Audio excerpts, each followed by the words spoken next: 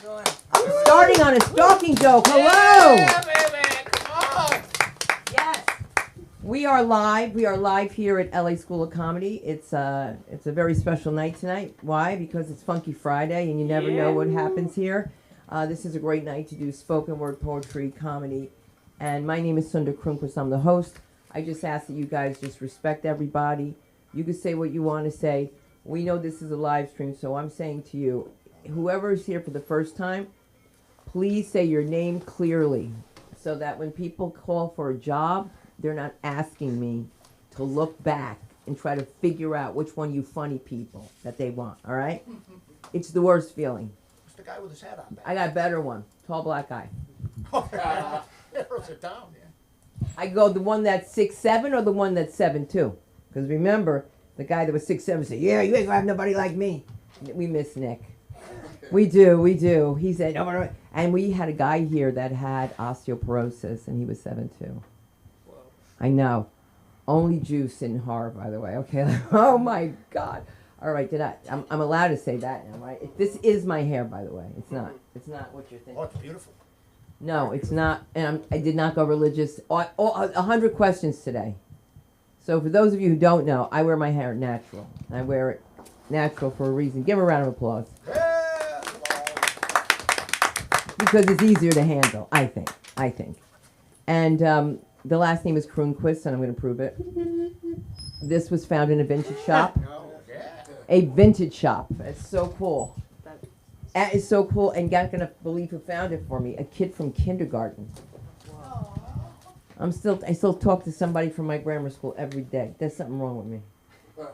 And the nuns. Oh my God. Let me tell you, I spoke to my nun. So if you guys don't know, I went to Catholic school for 16 years, makes you a great Jew. And I got to tell you this. I spoke to the Mother Superior, I guess you'd say. And she said, "You know where they have us?" And I go, "Where?" And she says, "In a trailer park in Mahwah, New Jersey." And you don't want to live in a trailer park. And I go, "But," she goes, "but they are in a rectory." And I was like, she knows pronouns? Think about it, the priest? I'm sorry. All right, that was a joke. That was for Catholics. All right, I can say that. So again, please respect the mic. Speak clearly. I'm not here to do that. If you are ever interested in doing stand-up comedy, of course, this is the place to come to. LA School of Comedy. We're located here at 10835 Santa Monica Boulevard. And we have a new location on La Cienega in Beverly Hills. And we'll tell you all about that. Also, this Sunday, I'll make sure that there's a post. And we're going to have a little event there. So make sure you come there at 6:30. Come on in.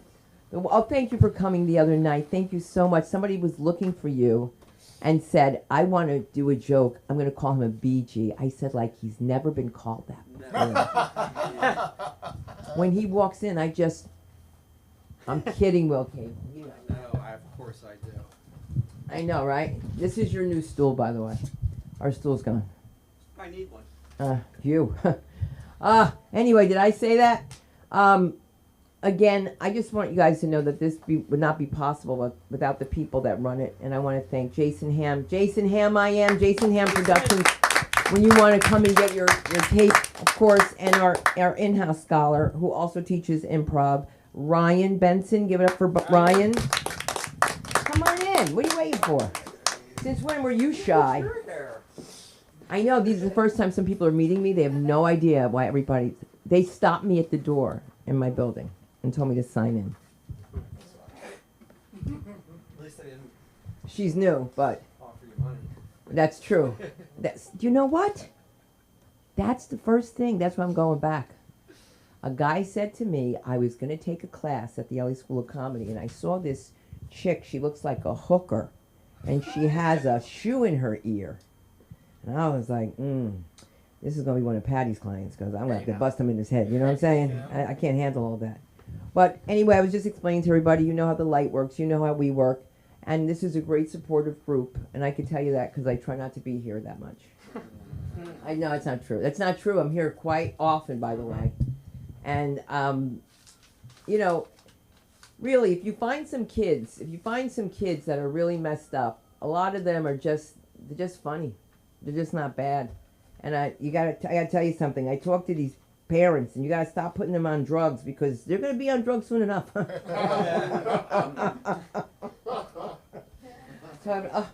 You imagine?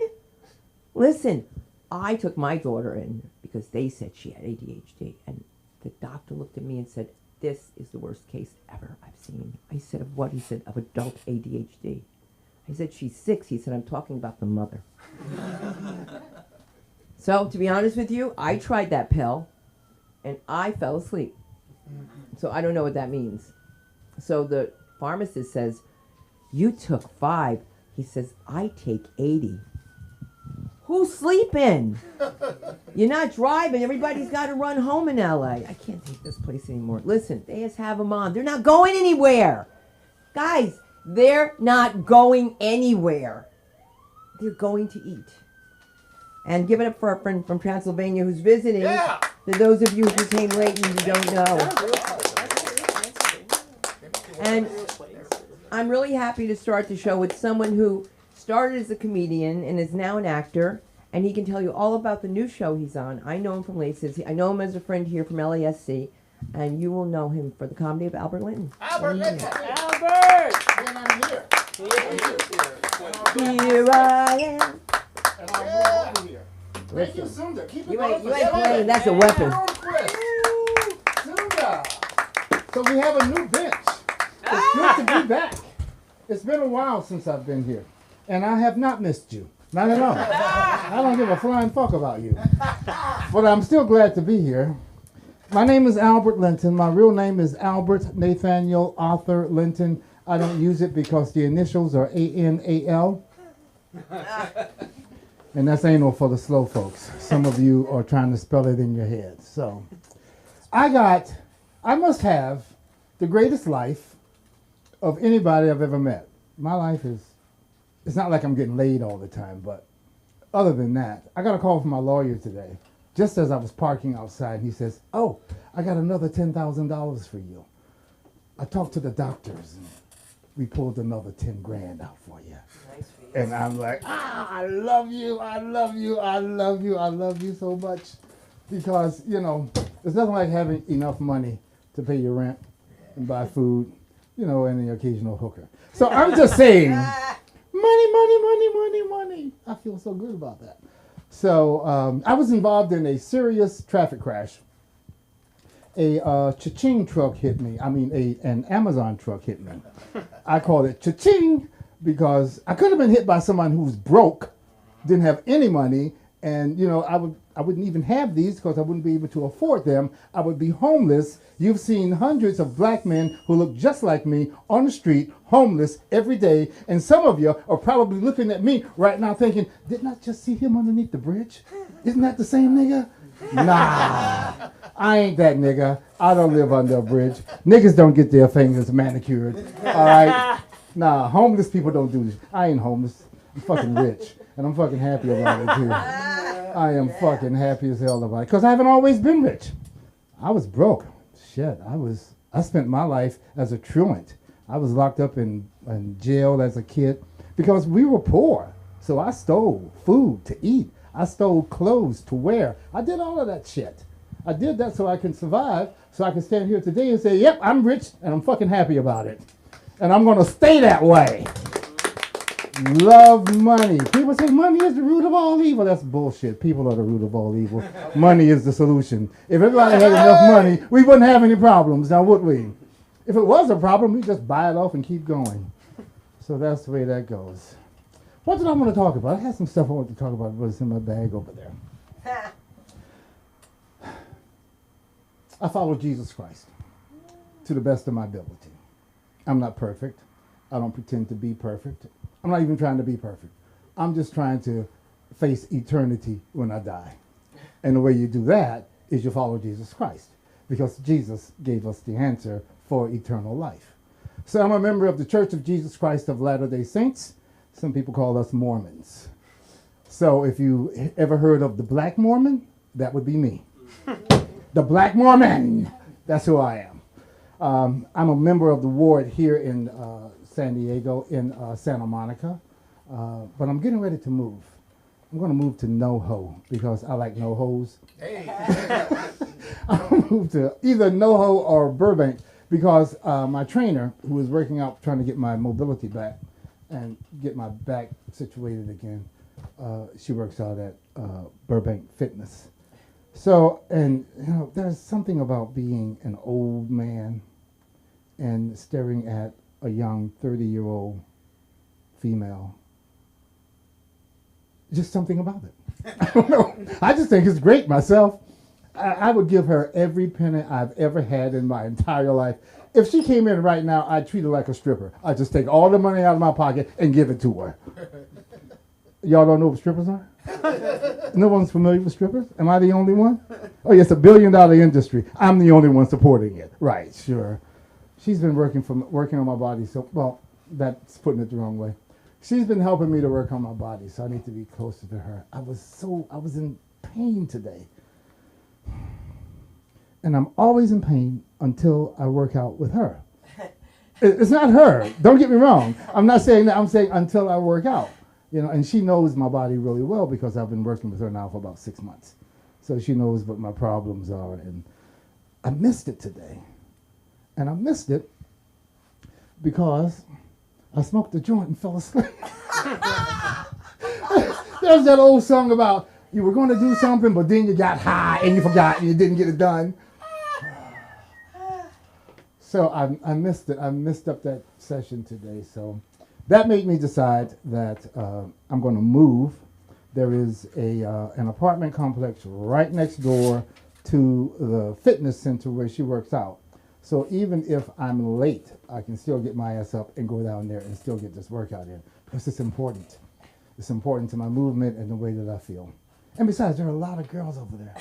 And anyone who knows me knows how girl crazy I've always been. I was going to move into this apartment complex, but there's this guy who is gay. And I don't mind him being gay. I don't care. I'm not gay. I'm heterosexual. I like pussy. I've always liked pussy. I will always like pussy. I've never liked dick. I don't even like dudes. Period. But this fucker always touches me. You know, it's not enough to shake my hand. He's got to rub my shoulder. And I'm like, if you ever touch me again, I'm going to kill you. I wouldn't kill him. He ain't worth going to jail, but I'd punch the shit out of him. I just can't stand it. You're rubbing up against me like I'm some kind, like I'm his human and he's my cat. You know how cats do? They rub all up against you and shit. Y'all never seen a cat do that? Are you people from this planet? Where the fuck are y'all from? Do you speak English? Who am I talking to here? So he's like that, and I don't mind. It's like when I first moved to LA years ago from San Diego, I had a membership at LA Fitness. I go into the gym, I work out, I go to the shower. In the shower, there's two gay guys. One gay guy is sucking the other gay guy off. The one guy who was doing the sucking looks at me, takes the dick out of his mouth and offers it to me. This is a true story. This is for real. I'm like, no, that's okay. I had my fill. I couldn't swallow another one. I swear. And that's, I'm just not used to that. What's the address? I know Patty wants to go. Then I go and I'm in the shower. I got my shower head. They're showering down on me. I'm still unaware. I'm like, my gaydar at this point is like non-existent. Because now a guy comes over, he wants to share my shower stall. My shower. He wants to, there's 4 or 5 of us. Why did he want, then I realized he's gay. He thinks that because I am showering in the nude, I must be gay. I've always showered in the nude. I always take off my clothes. Is that unusual? So he wants to, I'm like, you don't get your fuck, you don't get the fuck away from me, dude, or I will fuck you up. Then he gets pissed off, and for the remainder of the months that I would go there to work out and, you know, in between driving for Uber, I'd stop and take a shower and relax a little bit and then go back to driving.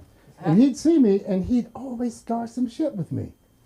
Always. I finally just stopped going there because I knew that if I kept going, I would have to punch this little faggot fuck in his face to let him know that I don't care if you're a faggot, but I'm not one. So don't fuck with me that way because I don't play that shit and I'm not going that way. I've been heterosexual my entire fucking life. I see no reason to change it right now. It's not going to happen. Not because I'm in LA. Not because I'm a Hollywood actor. I'm a successful Hollywood actor. I didn't become a successful Hollywood actor because I'm gay. I became one because I'm fucking talented. That's why. And I put myself on the line. just like everybody else does. My number came up. That's all. Yours will come up in time, right? Everybody gets a chance. I got mine. I'm happy with it. But I'm not turning gay to get the chance. Don't need to. I'm God's child. God takes care of me every day, everywhere I go. Everything I need, he provides. So I don't have to worry about little details like that. Do I have any more time left? 1 minute? Okay. So, I got a minute, baby. Thank you. I haven't done any shows lately. I'm doing a lot of auditions. I got a couple of things coming up. You can see me on Black Hamptons, which is on HBO, all black. I think that's what they call it. And you can also see me on Lace, which is also on HBO, all black. You can see me on a short film called Cabbage, and you can also see me in Into the Void, which is a feature film that's out presently. My name is Albert Linton. You can find me in Albert Linton Comedy. Thank you. You want to take a shower? I hope you don't. Wow. No, I'm good. Thank you. Okay, so no more showers for you. Yeah, I'm done. Yeah, you know what's really cool though, Albert? You're old enough to say whatever you want. Yeah. You know what I'm saying? Like, who's gonna say something to a black man that has 2 weapons in his hand? That's really what I want to say. And yeah, it was interesting. It's I feel like I'm following what's his name again? Richard. What was his name? Not Little Richard. Who was the one for? I can't see. I gotta Little cut it Nas? off. Huh? Little Nas? No, Little Nas has the tattoos on the face, right? No, Little Nas X. No, he's Who's delightful. AXZ? He's adorable. Which one? You know, He's adorable. you Little know, Nas people will X. be so surprised. You know what? When I'm not recording, I'll tell you who I've worked with, and you won't believe that. Such a cutie. Which one's a cutie? You know somebody else with Rich White, right? He said it right. It's Rich White. I said it right. It's Rich White. I said it right. It's Rich White. All right, come up here. I'm up. Thank you. Thank you so much. So, normally I do like a normal bit like I usually do, but I'm going to try just completely new stuff tonight. And Albert, you should really tune into this one because this might have to do with you. So, homophobic men. Homophobic men, they're very interesting. And the reason why is because they're the first people to be like, I'm fucking straight as shit. I hate gay people. But the majority of them did wrestling in high school. I'm not talking about WWE, I'm talking about real wrestling. They couldn't have picked a gayer sport to do from an outside perspective. Sorry, hold on. Let me break wrestling down to you in the bare elements of what they are, okay? So basically, it's just a bunch of sweaty jack dudes wearing skin-tight unitards. They're called singlets. Thank you, Patty, for telling me that. Their dick bulges are literally showing, and the only way to win is to hug another man aggressively, toss him around in a bunch of positions until you pin him into submission. Now, if you weren't paying attention and you just caught the latter half of that, you're probably thinking, oh, he's talking about something sexual. I am. Because it is. There is no way you can look at that not sexually, okay? There's a literal position in wrestling. And it's a way for them to set up, right? So there will be a dude who gets down on all fours, ass up. And the other guy will get down like this, right? Dick to ass, okay? Dick to ass, like this. If someone saw this from an outside perspective, they would think these two dudes are inside of each other. I mean, what else could that possibly be? So stupid. For me, it's like, so I don't know. You can't, like these homophobic dudes, you just can't fucking say shit. You can't be like, can you believe on New Year's Eve that live show, those two gay guys kissing when the ball dropped? Can you believe they would do that on national television? You literally wrestled other men. You did that by choice, okay? So don't fucking say anything, all right? Also, the reason why I can say this too is because I did wrestling. I did it. I did, yeah. For like a year. No, I wanted to try something. I wanted to like push myself, you know? No, so I did wrestling for about a year. I hated it. The training sucked. I'm not even trying. The literal training sucked. But the problem was but the actual competition of it was fun. I actually did like wrestling. I got enjoyment. And I know that anyone who watched me do it, they probably thought I got enjoyment too, but for a completely different reason.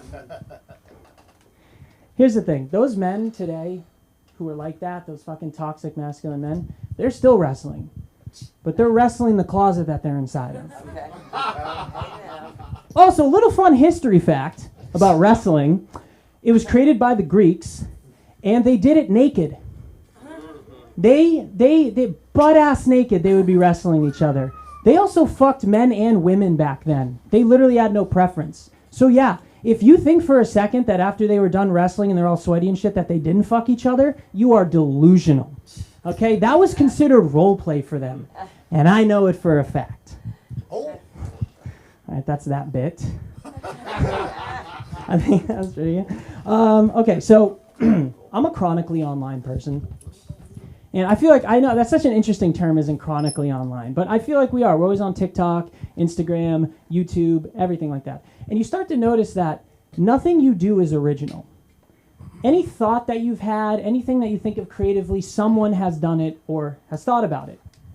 Now, you might see that as negative, but I like the synchronicities. I like that we as individuals share something together. Like, for instance, everyone in here, or most people in here, definitely know of a family member that can't not live the glory days of high school. They're a fucking townie. Most of us have dealt with that. And usually you deal with them at like a family party or like a family cookout. And they love talking about the glory days of playing football, baseball, basketball. They just can't live it down. And the second someone brings out one of those items, it's game time for them. And they're adults, and they're always playing with just the kids. No other adults are playing because they have their lives together. And the adult is fucking just hawking it at these kids. And let's just say it's your Uncle John or something like that. And he's like, hey, he goes up to his brother. He's like, hey, why can't your kids catch the ball? Because they're 5.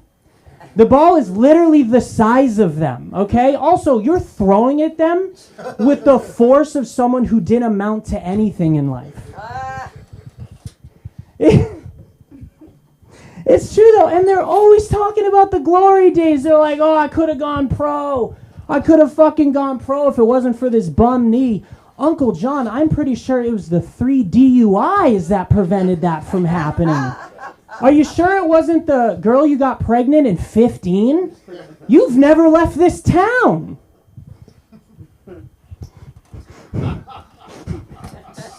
This town. Also, side note, if you ever want like a guy who's like really bottled up emotionally, like he just doesn't say his emotions, if you really want a guy to like express his emotions, just put like a football in his hand or anything and just play catch with them. I don't know what it is, but there's some theory with like men standing equidistant from each other and just throwing something that they say the most personal shit. Like, you never get it. Like, I'll be around and be like, yeah, I think my wife's cheating on me. And then they're like, well, I've been depressed for like 2 years. I don't know what it is. They just do that. So if, for women and stuff like that, if you're ever going out with a guy, just buy a baseball or football and be like, hey, want to play some catch? Want to play catch, little man? And they'll tell you their deepest shit. That's just a little lesson, okay? Just do that. All right. Shit, those are the 2 big things I wanted to talk about today. How much time do I have left? 3 minutes? Okay. Let's see if I can pull something out of a hat here. Okay, I'll just go back to an original bit. So it's really unfortunate that my last name is White. And I don't mean white sounding. It is literally white. It also doesn't help that my first name is Richard. Because if you shorten Richard, you get rich. Now I'm a rich white. And I can't even win at that because I'm poor.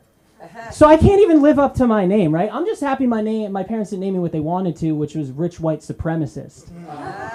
They thought that might be too much. But they're like, we can still go white. We can still go white. Let's give him the middle name James. Mayflower ass name that is. Richard James White. God, that's got a nice ring to it, right? Kind of sounds like someone who's colonized a country. Kind of sounds like some... Hey, Albert, answer it, man. Hey, is it one of the guys that wants to suck your dick? Oh! Albert, Did you give that guy your did number? you do wrestling in high school? No, you want to suck my dick. No. Hey, you wish. You wish, pal. But no, that's not happening. So with my name, I sound like I don't know not one, but 2 plantations. I just don't know what the fuck my parents were thinking. I just shoot out of my mom's vagina, and my dad holds me for the first time in his arms. Oh, son. And with a little twinkle in his eye, he just looks down at me and goes, I'm going to give you the greatest slave owner name that's ever existed. So I just turned 30, and I was in Florida visiting my mom. And she loves to tell me things that just blow my mind about my own life. I think they're out to get me. So I just turned 30, and she just looks at me. We were a little bit drunk at this bar, and she goes, Rich, you were supposed to be born in January. I was born December 20th. She induced labor. And I said, Mom, why did you have me in January or in December? And she says, she looks at me so sweetly, because I love my mom. She goes, for tax reasons. What the fuck are you talking about? She goes, yeah, I had you early as a tax write-off. Well, here I thought my parents wanted a Christmas baby, but they were thinking about next year's tax return. And you know who gave them that idea? Their fucking doctor. I knew he was a medical professional, but I didn't realize he moonlighted as their financial advisor, too. They were talking about my life, my livelihood, like I was a 20% off coupon about to expire. They're like, you need to do it now.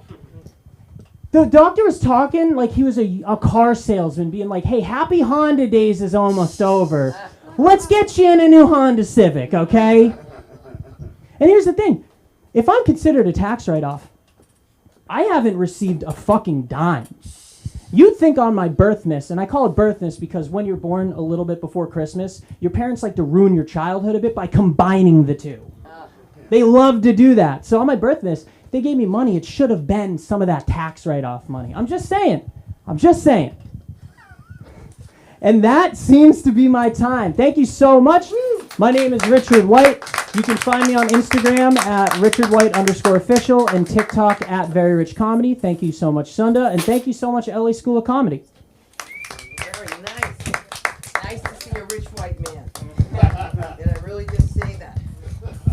Got that in there. Where have you been, Eamon? Who have you been stalking? Nobody? No. Okay, I'll fix that. All right, well, listen. I'm glad you're making love. That's good. And we're going to make love to some more comedy. Let's bring up the comedy of Antoine, ladies and gentlemen. Let him hear you. What's up, people? Hey. How y'all doing? Hey. God, man, it's so many things. I have so many thoughts, and I just don't even know where to start. Okay.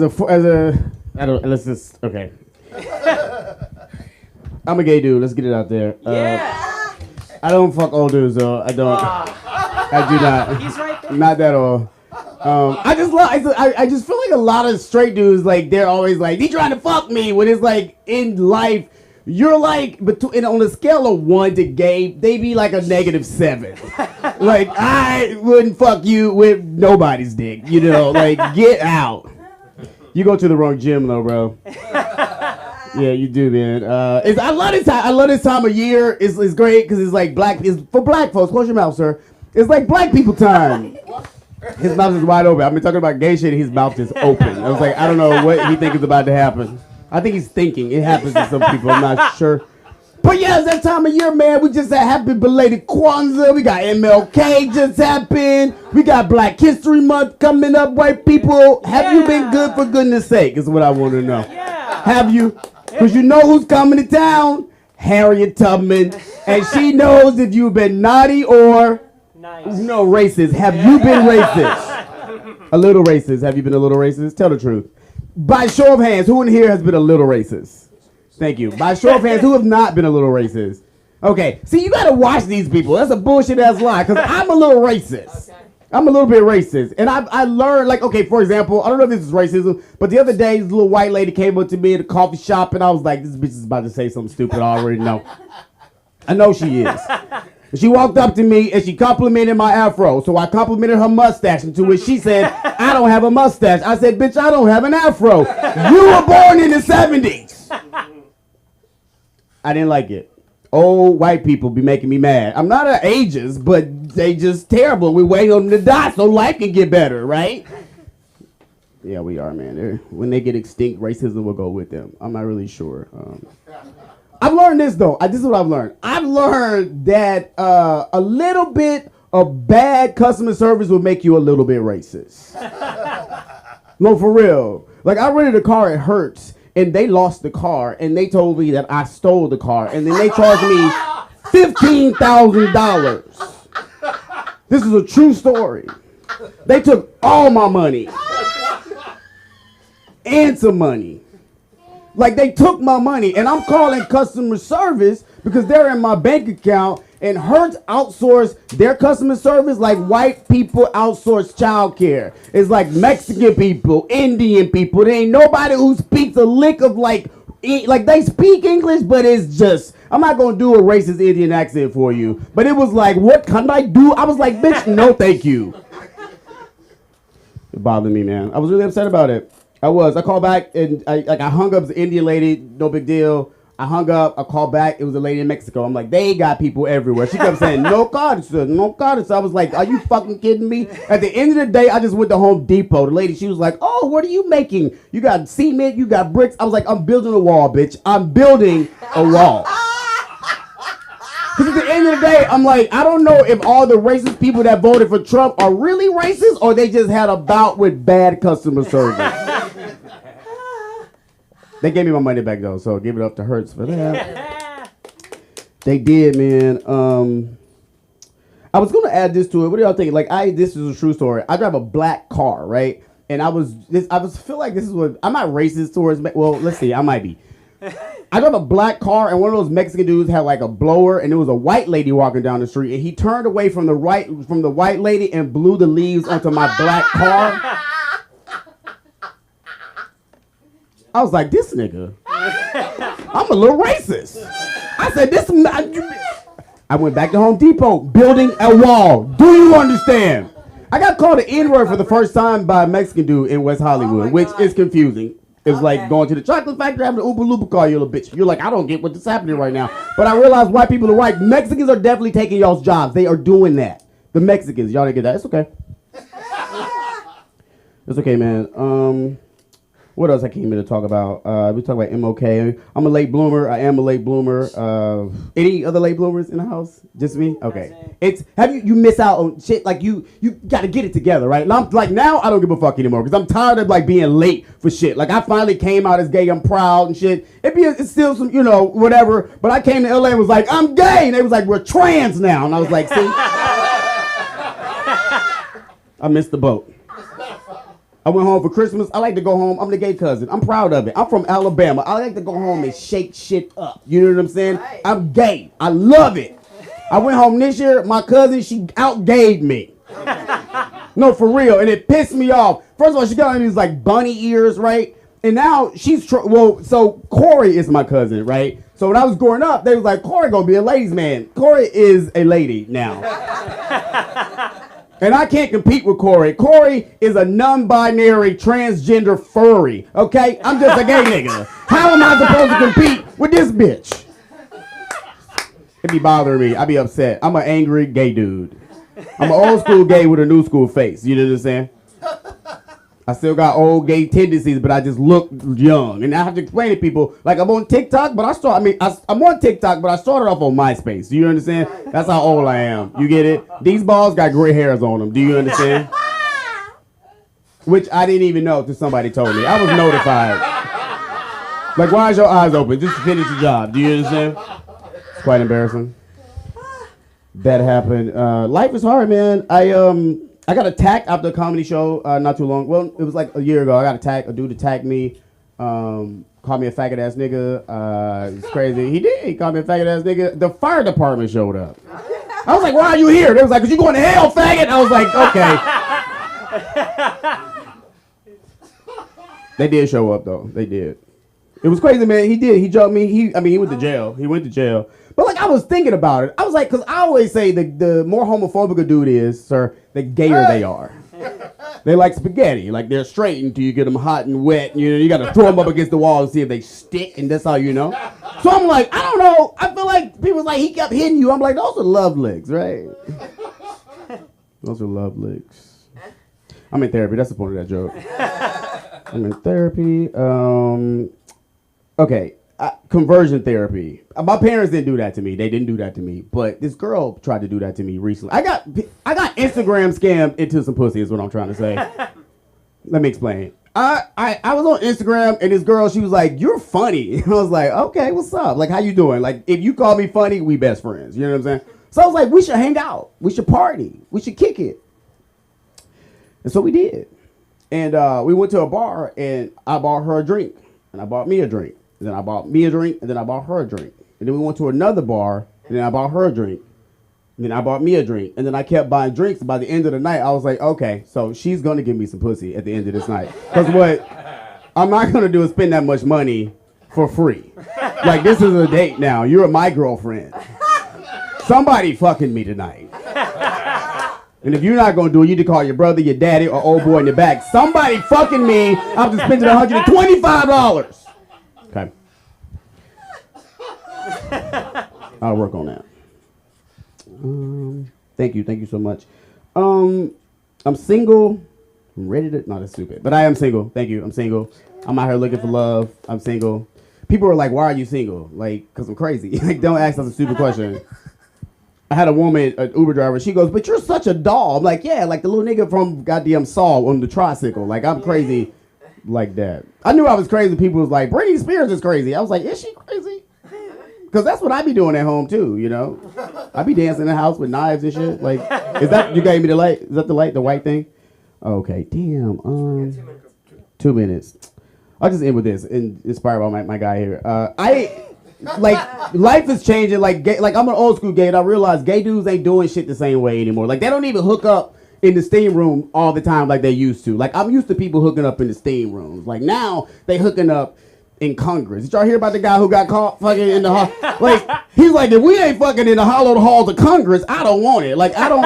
Can you imagine what that Grindr date was like? He was like, hey, can you host a travel? And for y'all who don't know, that is like gay jargon for like, we fucking at your place or mine. And the guy literally is like, my place. And he said, what's the address? And he said 120 Constitution Avenue. And the nigga showed up and sucked his dick in the hall. They be wilding out. I get it too, gay. I don't like the gays either. They be doing too damn much, man. Anyway, I'm my ancestors' wildest dreams, man. I am. Thank you. This was fun. All right, thank y'all. My name is Antoine Tobias. It's Antjuan. It's a French name spelled in Spanish. Thank you. Bye. Tobias, T-O-B-I-A-S. Yes. Oh, you're so sweet. I like the way, and you smell good too. Not to say to anybody that smells good. You say that about me. Dude, I was What is too that? busy laughing at your wrestling joke, okay? Because he's doing a wrestling, he's working with something with wrestling. Not that he's a wrestler, but I was laughing by myself, thinking that you're not thinking about that. Were you thinking about that? You see? I think for all of you. Isn't that just wonderful? All right, so now we're going to build. Okay, I am missing somebody up here, but I'm going to find him right now. Well, Will Cable, come on, let's do this. Come on, Will. Will Kabil. I'm up, and Sunda's got great hair, and I gotta follow Mr. Energy. I mean, you talked about you're from the South, but you didn't talk about your parents really. I guess I can fill in that gap. That's another set. Yeah, that's a whole nother set, because I have children, and it's a struggle not to be my father with my children. Because you want to pass on the good, but not the bad. My dad was a very creative person, but he wasn't allowed to be, so he ended up being a Navy captain. It's not exactly a creative career. I wasn't allowed to do art, drama, any of that stuff in high school. And he could actually draw pretty well. I saw him draw a few times, and it was really good. Later in life, my sister's just to get a shit. got a Fabio calendar. I don't know if you guys know what Fabio, the guy with the long hair, longer than mine. Fabio, no shirt on, and he actually cut out shirts and put them on him. And they were really good shirts. I mean, that kind of impressed me. But a Navy captain's around about 20% of the time because they're always at sea. And I tell people that, and they're always like, oh, yeah, you know, my parents are divorced. My dad wasn't around. I wished he was. And I'm always like, well, I don't know about wish he was. Because my dad would come home and piss me off, and I'd always be like, well, why don't you go to sea, motherfucker? Yeah. Yeah, Navy captain, conservative, a subscription to Mother Earth News. Some of you, I don't know if you know what that is. It's a very organic farming. He actually got an organic farm later in life, and we used to blow up stuff on it. That was a lot of fun. One time I went there, and he was like, oh, I got this wood pile. You know, it was a December day. It was Virginia. It was about 29 degrees. This thing was about half a football field, 2 stories high. And we got these things called Molotov cocktails. And, yeah, you know, you put some gasoline in a bottle, put a rag in it, and you light the bottle on fire. Or not the bottle, the rag. And when you throw it, it spurts, and then everything goes on fire. So we lit this fire. It was about 4 stories high when it got going. It lasted 3 days. I mean, we were it was a 40-acre farm, but I still thought that was it. We were going to be arsonists. There was no way my life was done. I, on the other hand, so I want to, I guess, nurture the creativity if my kids have it. I have 2 children. My older one's more of the, he's a straight A student, varsity athlete, I guess what you'd call left-brained, right-handed. The younger one is the right-brained, left-handed, I guess the more of the dreamer. And I don't want to squelch that.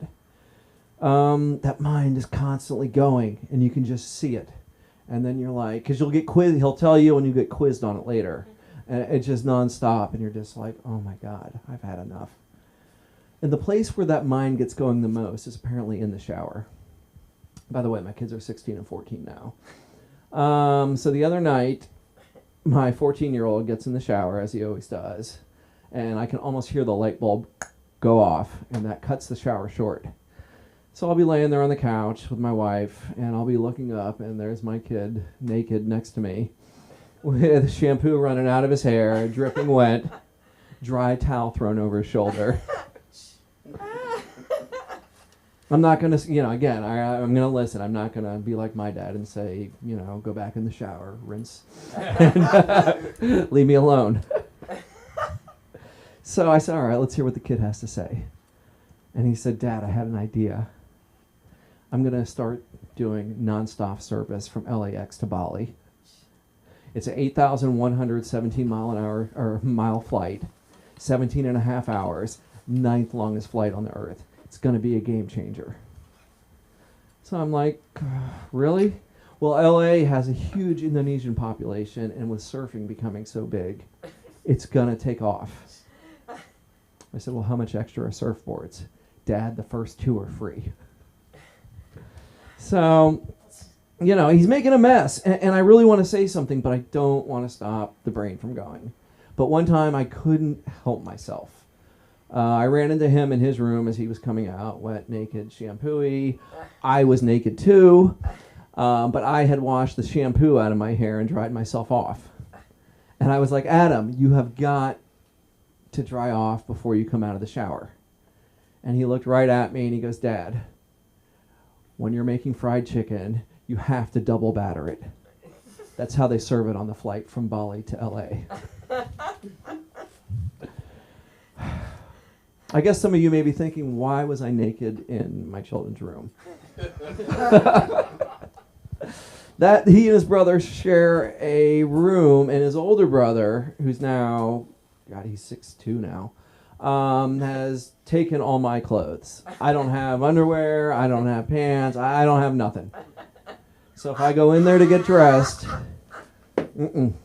nope, all right. You think seeing your old man wandering around your room, and I'll even bend over in front of him and stuff, just to really get the factor going in there. But no, doesn't deter it. Yeah, he's even taken some of my wife's clothes, and I don't. I guess I don't know why, because I think it's more funny. He is straight, but that wouldn't matter to me. But he's taken on his mom's clothes too. So he'll come out, and he had this blue sweater on the other night, and her pants, and he's like, "All right, these are mine now." Right? Yeah, and my wife didn't say anything. So like later in the week, I saw her with a sweater on, and she was like, "Yeah, I asked him if I could wear my sweater, and he agreed." Yeah, those kids. I tried to. I guess my dad was kind of reckless in the chaos, because when he would calm down and want to have a good time, he would put me in danger, and then it would be fun. Like I don't know. I think I was 12, maybe 11. We went hang gliding. And it was on a big sand dune, and you have to be 110 pounds to hang glide. I weighed 85. So we lied and said I weighed 110 pounds. And I found out after getting on the hang glider, there's a reason why you have to weigh 110 pounds. It's because you can't control it unless you weigh 110 pounds. It wasn't like I was going off a cliff or anything, but I wrecked that. And I think he was proud the fact that I put, if you want to call it, my fears aside and did what needed to be done. But I'm not sure why I needed the hang glide. The time I think he was most proud of me for putting my fears aside and needing what to be done was later in life, when he decided to be around more, or I guess retired from the Navy. So he was around, time to get to know this person. That's my son. I was 17. We went fishing in the Bahamas. And we were out on the edge of the Atlantic, like continental shelf, just deep, blue, like the kind of thing where you see a speck and all of a sudden it's going to be a big animal. And so we went fishing. And Mr. Navy Captain, you got to trust him with the boat. He didn't want to drift. So threw the anchor in and just gunned the boat in every direction of the compass. Like that anchor line was taut, and I'm going, we're not drifting, and we're not getting that anchor back up. So I said, Dad, and he's like, don't worry about it. It's not stuck. Navy captain. We fished, and we didn't catch any fish. We caught a bunch of sharks. Because we'd get the fish on, and as we reeled them in, the sharks would come up and take them. Or we'd get half a fish at first. I remember going, we're getting lots of half fishes. Come into the day, it's time to go in, and there's very long shadows at this time of night. During the day it's all sunny and bright, and now it's very long, and that deep looks very deep. And I go to pull the anchor, and motherfucker, it's stuck. And he's like, well, you're going to have to go down and get it out. I'm like, no, I'm not. And he's like, look, it's me or you, and you're younger. And I'm like, well, how about we just untie the anchor? No, that anchor's got to be $20. We aren't doing that. Well, how about you get in the water and just tell me how you feel? And I'm like, well, if I get in the water, I'm going to feel like I shouldn't be in the water. I don't even need to get in the water to tell you that. But I did it really quick, came back up, and I don't know. Again, he was proud of me, and I think it was because I put my fears aside and needed to be what was done. Because he told me stories sometimes about like Vietnam and stuff, and more so what stuck with me was the Cold War stories. Because he did, he had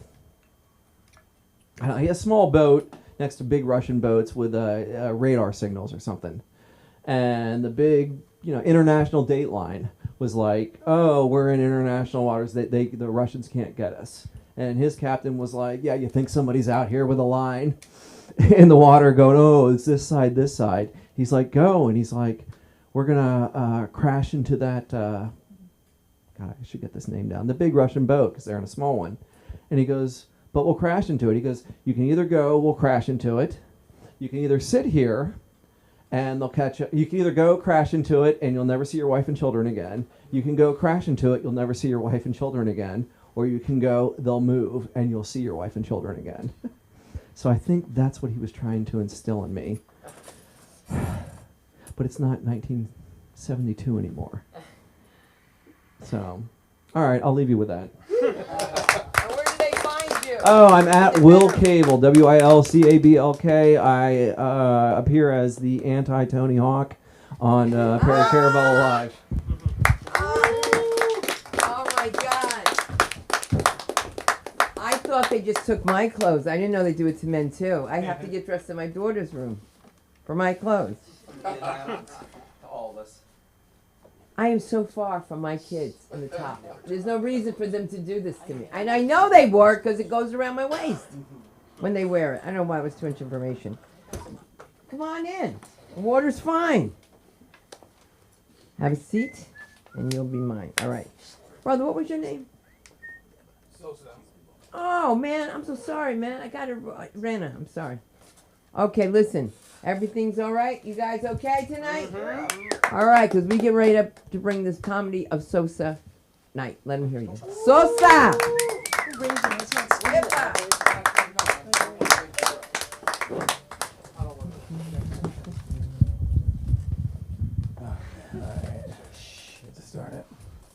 So I got this transracial auntie, you know what I mean? Like I don't know what it is in like black families, but my particular, I got like a fucking wacky one.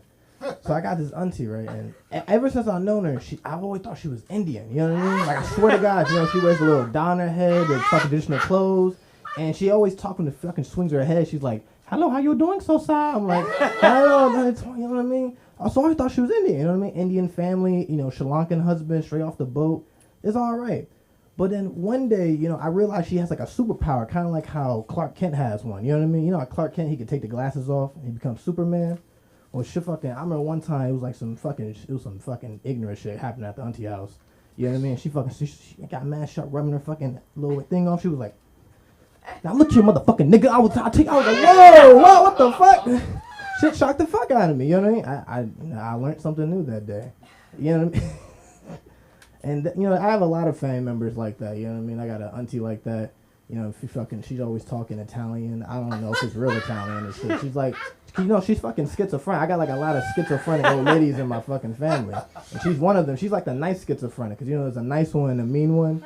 She's the nice schizophrenic. She's all like, "Bye and let it joy yourself." Bye. I don't know what the fuck that means, you know what I mean? I'm like, "All right, auntie lady," yeah, you know what I mean? She's a nice one. My other one is my dear grandmother. I don't like my grandmother. She fucked my whole goddamn Christmas up. I'm gonna tell you what she did, man. I've been wanting to get this off my chest, man. So she just appeared at my house, you know what I mean? Which scared the fuck out of me. It's like 7 a.m. You all right, brother? Yeah, I'm fine. I just see you swing, and I'm like, God damn. Fuck, am I that unfunny? Shit. All right, anyway. Anyway, so I'm sitting there, right? So she shows up, I'm like trying to go to work. I'm like, what the fuck? I go to work, I come back, she's still at my goddamn house. This time, she's fucking like, she has nothing anymore. And she's fucking tweaking. She's like, "You ain't gonna kill me, sucker." She started talking jive. I don't know if you ever talked to an old black person that started talking jive. That shit's scary as fuck. She was doing that. She was like, "Motherfucker, you ain't gonna get me, bitch. I ain't gonna no sucker." I was like, "Whoa, grandma, chill out." She's like a little light-skinned lady. I'm like, what the fuck? So I try to go to sleep, right? I'm trying to go to sleep. And I swear to God, in the middle of the night, every time I'm like drifting off to sleep, all I hear is, "They're opening the door. I gotta bang out this window. Doom, doom, doom." Like, what the fuck? I open. I'm a black man, Muslim man. I'm respectful to my, elders and my family. I ain't gonna lie. I fucking screamed at the top of my lungs. I was like, "Shut the fuck up, grandma." It felt good to get that off my chest, man. It felt good to get that off my chest. Man, what other jokes I got tonight? I haven't done comedy in a while. I'm fucking losing my head out here. Anyway. Oh, I got a good one. So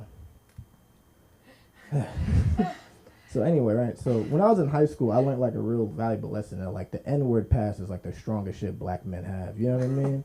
Like we don't really got nothing else. We only really got that word. You feel me? And I learned my lesson when I let this white kid say, you know what I mean? So his name was Bill. Now, I ain't never met Bill. I met him through another friend, online. So I wasn't able to really, check him out before, I gave him this privilege of saying the N-word to me.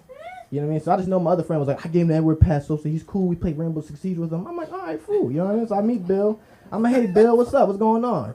And he did two things. First off, anyone who says the N-word in 2 syllables can't say the word anymore, all right? If you say nigga, fuck you. You can't say it no more, all right? I take your pass away automatically, even if you're black.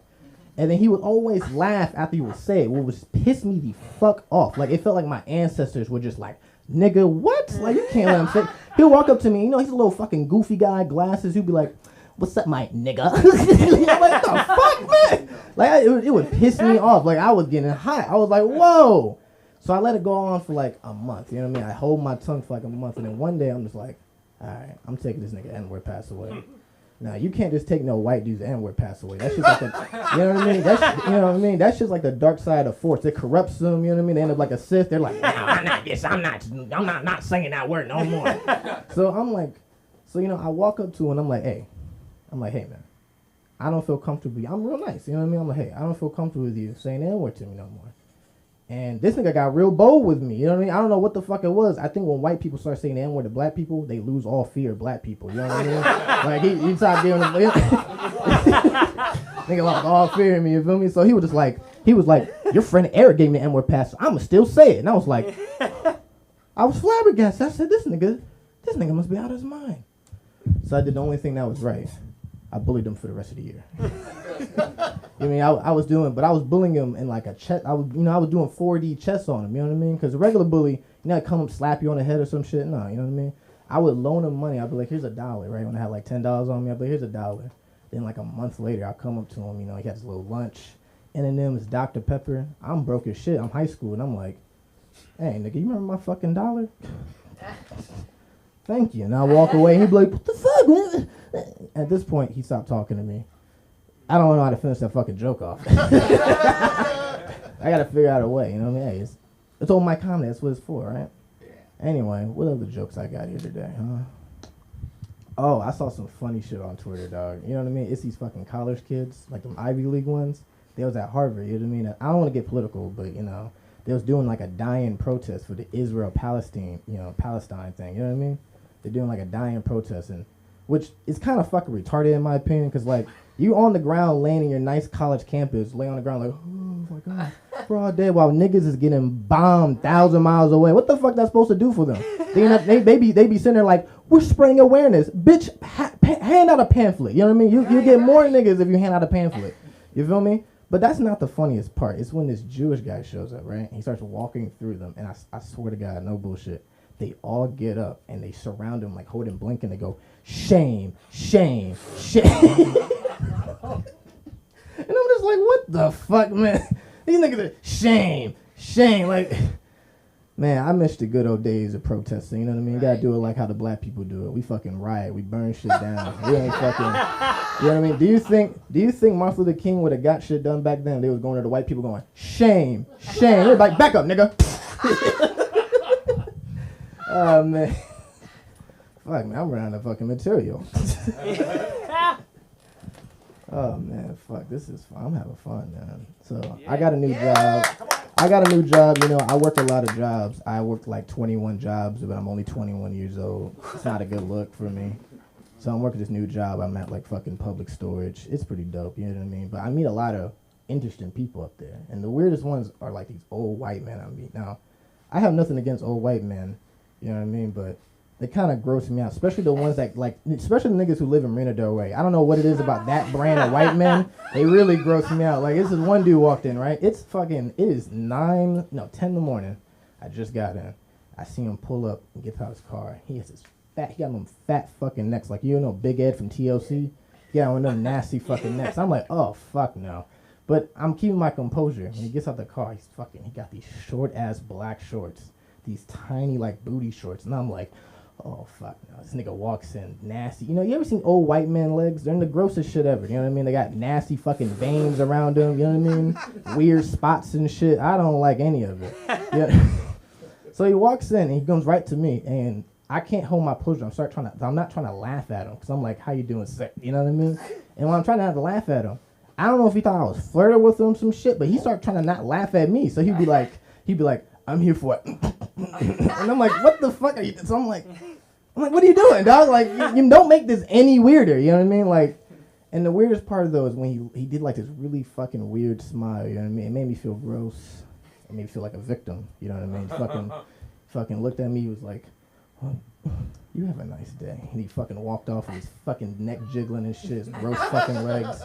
And after that, I was like, "Yep, I'm going on my early lunch." Well, it looks like my light's on. That was night for me. My name is Sosa Knight. You can find me at Sosa Knight at Instagram. I'll see y'all later. Peace. Sosa Knight, K-N-I-G-H-T. Jason, you wanted to head out. You were trying to say? Okay, I'll just switch up with this. With Ryan. You switch up? What? You're gonna switch with Ryan? Bye, baby. Bye, baby. Have fun. Yeah. Because everybody is a star in Hollywood. My black Mormon. Somebody get it. It's so funny. Everybody freaks out when the phone rings. It's funny. But it's Sunday School Comedy. It's real. It's real. It's happening. It's live. Someone's gonna call me to tell me that my audio isn't on. They wait till the end of the show. Then they call me from Jersey to tell me that my audio isn't on. So they could just tell me, you should have been a lawyer. That's all they say all the time. I don't know. There's no energy in here. We got to bring a little bit of energy in here. So I don't know. We were talking about Addies. Do you ever take Addies? Well, we're going to give you one right now. Let's give it up for Patty, ladies and gentlemen. Where's Patty? Hey, let's keep it going for me. What a monumental night. I wanted to apologize to Albert about my behavior at the gym. I'm a hugger. What can I say? And I'm big on water conservation. My wrestling coach said it's not gay if you don't make eye contact. And it's especially not gay if you beat him up afterwards. That's the way. Oh, what a wonderful. It's wonderful. Are you ready for guilty white confessions? Oh, I'm representing the old white man. Here's a guilty white confession. Are you ready? Well, respond, you fucks. Yeah. All right. Yeah. Thank you. You should wear a kilt. You should fucking wear a kilt. You're very much a Braveheart-looking fellow. Very Braveheart. And they can take our lives, but they'll never take our freedom. Yeah. Anyway, get the kilt. It's good looking. But what I was saying is, at Sunda's urging, had my first gay experience over the weekend.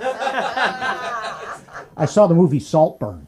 Yeah. Oh my God, that's first of all, it's just plain horny. Yeah. The guy fucks everybody in the entire movie.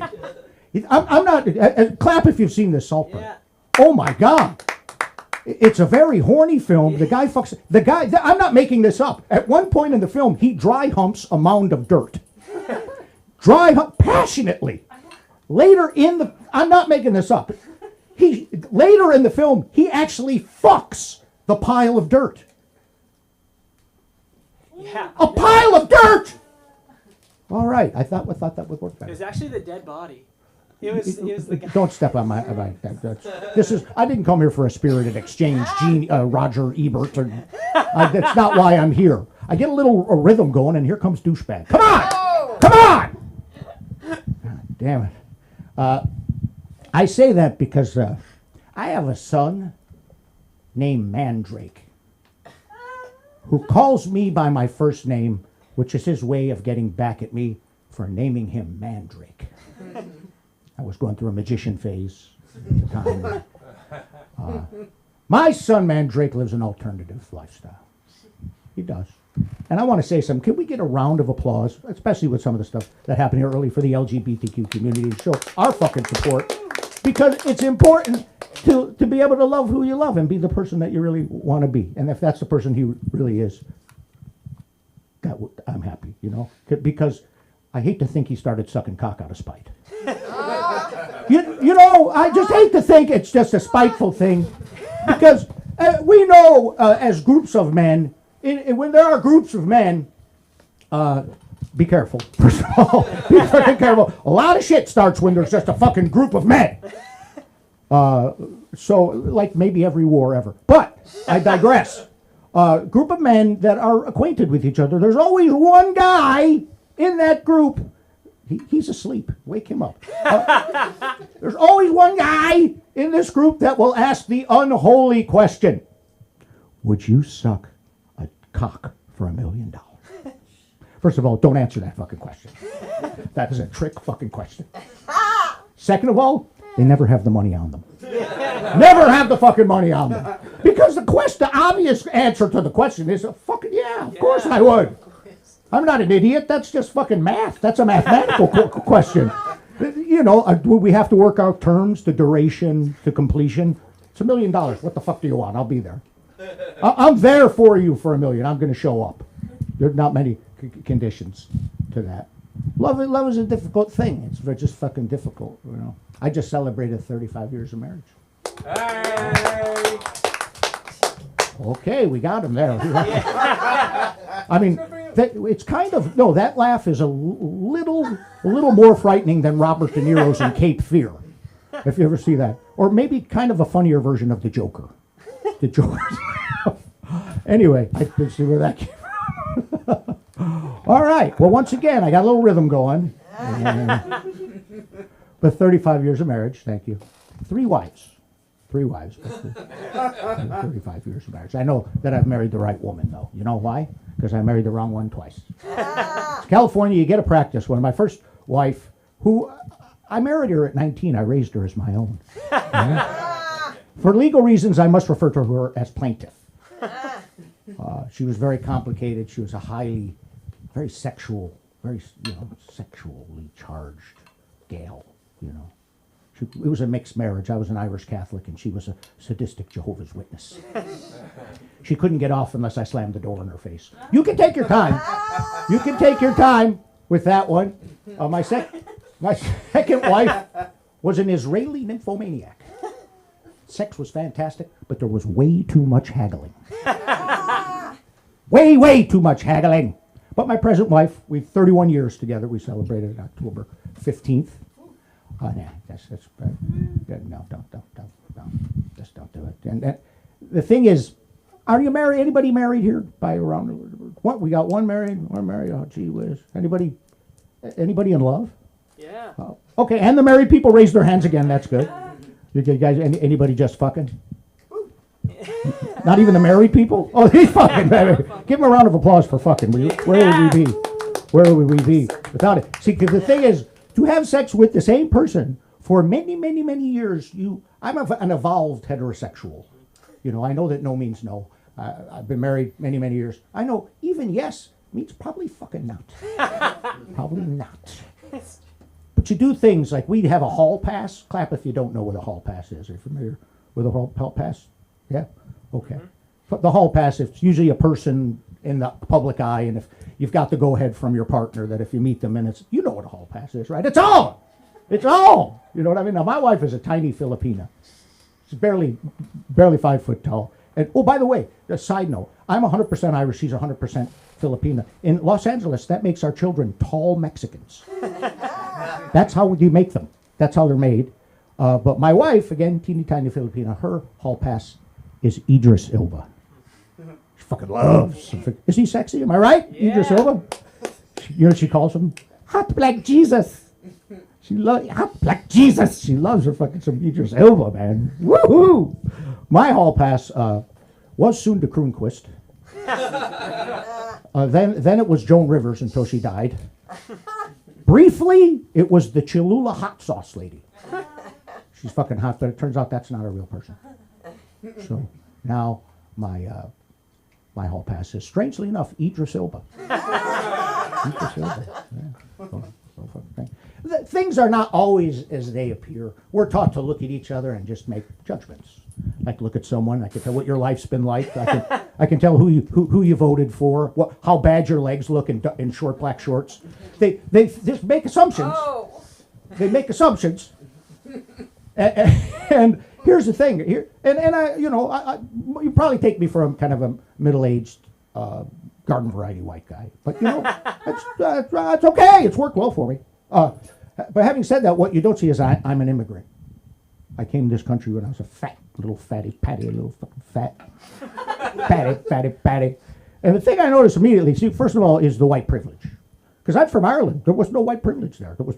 was only white people there. We found other reasons to kill each other for about 400 years. But what you find out is if we all got together and really learned to love each other, the black people and the white people and the Asian people, and we all got together and learned to really know each other, we would learn to dislike each other for other reasons. And we could jump on those fucking vegans, because they're fucking annoying. Yeah. You know the hardest thing for a vegan to do? Keep it to themselves. Yeah. They're like fucking little dietary Jehovah's Witnesses. Shut up with your veganism. Damn it. I just want to let you guys know, this is the part in my act where you, all of you, just look at me and feel a little bit better about yourself. My gift to you. Mwah! Mwah! All right, well, listen, this is a subject near and dear to my heart. Your generation, generations, both Millennium and Z, are the most germophobic generations since the beginning of time. Right? Am I right? You swathed in Purell from the day of your birth. Yet, you have normalized ass eating to a level where it's gone fucking mainstream. You're the fist bumpers, but yet you're right there. I just don't get it. It's okay. I mean, whatever works. You know what I mean? Because in my day, you didn't have a lot of choices, you know. And I applaud the choices. You could be this, or you could be that, and it was very hard to be that then. You know, now you could be this, that, this. You could be that tomorrow. You could be this again the day after. It's wonderful. It's like a plethora of sexual opportunities. You know, it's great. It's fact, because when I look at you, I see me when I was younger, just fucking lonely and horny. Horny and fucking lonely. Yeah. I was once living proof that you could cry uncontrollably while fully erect. Listen, I would continue, but I want to leave you with this. First of all, give yourself a round of applause. You've been slightly better than mediocre. Slightly, only slightly better. My name is Patty. I book a club called The Mix, 5 shows a month. So if you want to come out there sometime or do Wednesday nights, do the bingo. Alan killed there. Get that guy fucking killed Wednesday night. It was a great night too. But again, I want you guys to go crazy. So, you know, because this is like a Xanax mic here, you guys. You got to fucking kick it up a notch. All right? So, because I'm going to bring the pot smoking mistress on this island of misfit toys back to the stage. Give it up for Sunda Kroonquist, you bastards! Come on! We got through it. So I'm going to bring up this next performer who is getting ready to showcase. So we're working this out. We're working a few things out. So we're going to light on 3. Okay. So you have 2 to wrap up, and now we're going to give it up to the one and only Colin. Let him hear you, ladies and gentlemen. Oh my goodness. Oh, we're good. Just soon to Falls, and I gotta go. I got the light already. So, do we do therapy here? Do we therapy? Anybody do therapy? Okay, nice. Okay, good. I know it's expensive, right? Yeah, I've been doing therapy. I think I'm frustrated with therapy because therapists don't always tell you the right answers. You know, they always have to kind of guide you towards the right answer. I wish therapists were more like a plumber, because I want them to just tell me what to fix. You know, I want them just to fix it for me. You know, I want a therapist to like come up and tap me on the head with a notepad and be like, "Yep, classic case of narcissism. Here, take these mushrooms." I can see right there you got a leak in your healthy boundaries, right up there. Have you been stalking your ex? I can tell. Oh, see that right there? You have, darn it, I can't remember the tag. I had a therapist once. You ever have a therapist talk about their problems more than your own? I had a therapist do that. Just a super sweet woman named Evelyn, just a tiny little woman, just like really sweet. And she would tell me her problems more than mine, but I think it was to like help me like see how to solve problems by seeing how she would solve them. But she was a 65-year-old black woman from New York. I didn't have a lot of commonalities. It didn't quite always, you know, because I'd be like, yeah, I had a tough day. Like my brother was like really rude to me, you know, and she'd be like, oh, you know, I hear you. Like, you know who was rude to me? Every police officer ever. I'd be like, okay, sorry. But no, she started to make me feel confident, you know. I started to like really listen to her problems, you know, and really understand her story. Because I really wanted to, I started to learn from it, you know. After like a few weeks, we both would just be on the couch. Like I'd be like filing my nails with her, you know. I'd be like, and then what? No, child, no. But I learned a lot from her, you know. I've had a lot of therapists though over time. You know, you shop, right? You shop around with therapists. I had a therapist once who asked me what my astrological sign was, which does not make them a bad therapist. But it's kind of like if your Delta pilot believed in flat Earth. You know, you'd be like, I'm sure you can do it, but I'm a little nervous. Like, imagine if you're on your Delta flight, you know, your captain comes on, this is your captain speaking. We just reached our cruising altitude of 30,000 feet. If you look over to your left, you'll see the Grand Canyon, and if you look over to your right, you will see the ice wall surrounding the dome. Like, I'm a little nervous. I imagine if you had a pilot who believed in astrology. All right, everybody, it's your captain speaking again. If you look over, this is your captain speaking. Sorry, I'm a little high. No, this is your captain speaking. Goddamn it. This is your captain speaking. We just realized that Mercury is in retrograde, so we're gonna fly at a different altitude. We also just found out that LAX was actually made in early June, which makes it a Gemini. So we're not landing there. We're going somewhere else. I can't remember. I think the light was for 3? Okay, Yeah, so I've we had. have 2 minutes to go, right? We already had. Oh, we got 3 you did minutes. 5 already? Or 5. I was doing 5. Yeah. I think I'm off. Yeah, I think you I'm, have 1 minute. I've got 1 minute, baby. All right. That's your captain speaking. It's just 5 minutes of your captain speaking. I shouldn't be pulling this out. I'm sorry, but I had my therapist. My current therapist told me that I should, because after telling all my issues, they're like, you know, I really recommend that you cut out any drugs. Okay, anything that you're taking, fully cut it out. I don't do drugs. I don't do any drugs. I don't even really drink coffee that much. To which my therapist responded, I'm gonna have you do drugs. Here's this Adderall. Like, where'd you get that? There's a shortage. How'd you pull that off? All right. My therapist gave me a diagnosis of generalized anxiety disorder, which, if you've ever been to therapy, is like the participation trophy of mental diagnoses. Like, you just get that for walking in. You just get that for showing up. That's just you get that for free. All right, I think I'm out of time, though. So thank you guys very much. I appreciate it. You can find me at Colin_comedy, Colin with 1 L. And let's bring up your host, Suna. Oh, wait, where's the captain? I'm kidding. Okay, come on, that was so funny. That was so funny. You can't even blame the pot. You can't blame the pot. How are we going to do this? Before I head on out, I want to make sure that, is the air conditioning on or is it cold? Yes, it's on. Are you cold? No. So for once, I'm not hot. All right. So I'm just going to ask you, Ryan, because I have to pick up my medication at CVS. Okay? Now, really, I got to get a head rag before tonight, because I have to wrap this. And I forgot all about that, because I've been natural for the past, 3 years. And now all of a sudden, I'm like, I've got to take care of this. And I'm like, I can't even see. I can't even see. They just meeting me. You didn't expect this today, right? The hair? I know. I went to say hello, and he was like, I definitely did not expect I know. What was that about? I look bizarre, right? No, I'm taking this shit back.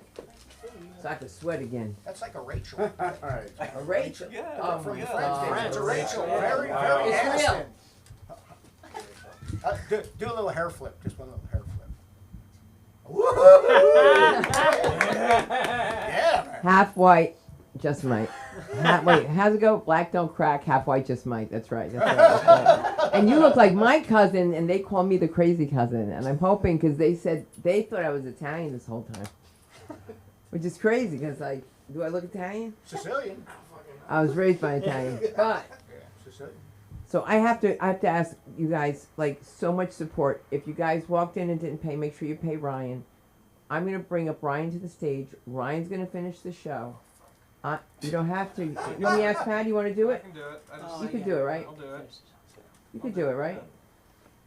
You I wanna can see you do it. do it. I can do You it. can His do wife it. doesn't want to be an IG. Okay. His wife doesn't want to be on IG. You got to bring her up. You got to write her name on the list and make sure. Wait, and you got to go up even, and you got to get my number. You got to get my number. Get it from Ryan. And guys, you got to get ready with this improv stuff because somebody has to do it. All right. Somebody has to. I got to go to the CBS, and you can find me on Sunda Live. I'm going to ask all of you if you could follow us on LA School of Comedy. That would be so nice of you. And right now, I bring in to you your in-house scholar, the one and only Ryan Benson. Okay, I'm sorry. Hello, everybody. I am now hosting. I am taking over. Yes, you are. I am the one, the only successor to LASC. I now own it, and I will take care of it. We will be converting it into an all-gender sauna. I think, or just open mic comedy in a sauna would be pretty nice. You get, sweaty and laughter. Perfect combo. Really beautiful. Right, Patty? Yeah, baby. Albert's gone, isn't he? Yeah. Yeah. I wanted to ask him if, God is okay with experimenting. I think so. Uh-huh. I think so. You gotta just know, you gotta try sucking dick to know if you like sucking dick. Not necessarily. What are you practicing with something?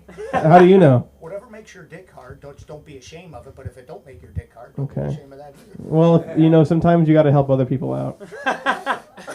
It's that. Because if it makes their dick hard, then there's something you're doing right. We're a people pleaser. We're a people Yeah, I just want someone to say, good job. It's beautiful, but, Sunda's been here for me. She's been great. Everyone clap up for Sunda. She's given me a lot of things to help me be up here, but, she's messed up once for me.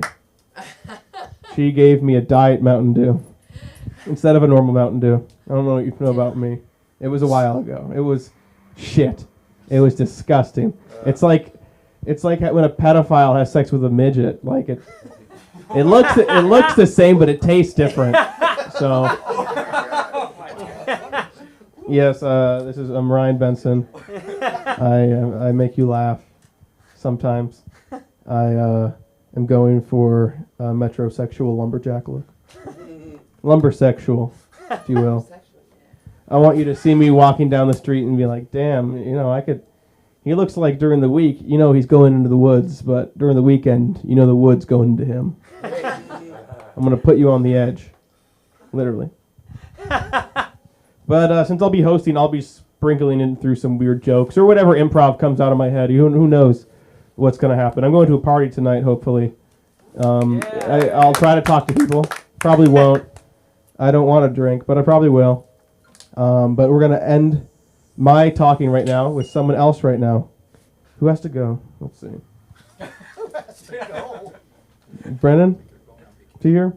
He's gone? Oh, well. Sucks. I'm going to bring up someone who I've seen do a lot of comedy here and around. He's a good guy. Alan Weiss. Yeah, Alan.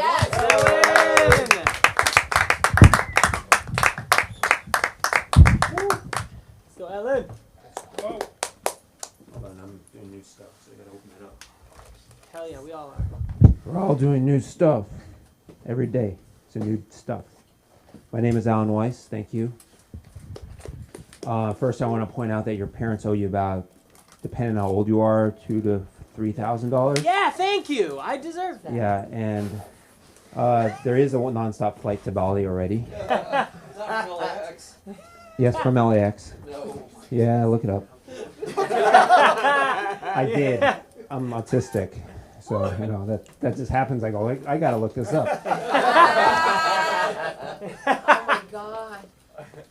And Patty, if someone came up and say suck my dick for, or I have to suck dick for $1 million, I'd have to be like, is that before tax or after tax? Because if it's before tax, it's probably like $500,000, and then if you include other stuff, probably not worth it.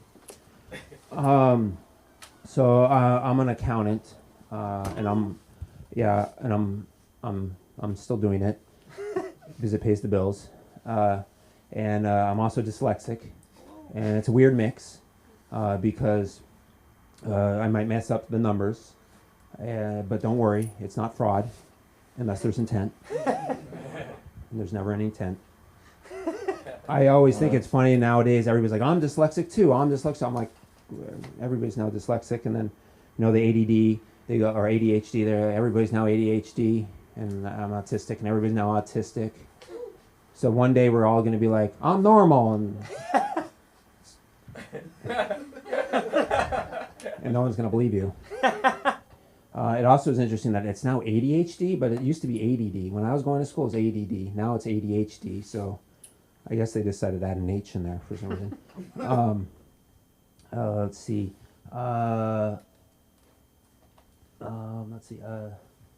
So I go to a therapist too. It's called ChatGDP. He keeps telling me I'm not a therapist. It says, I'm not a therapist. Consult a real therapist. I'm like, sure. Tell me about my mom.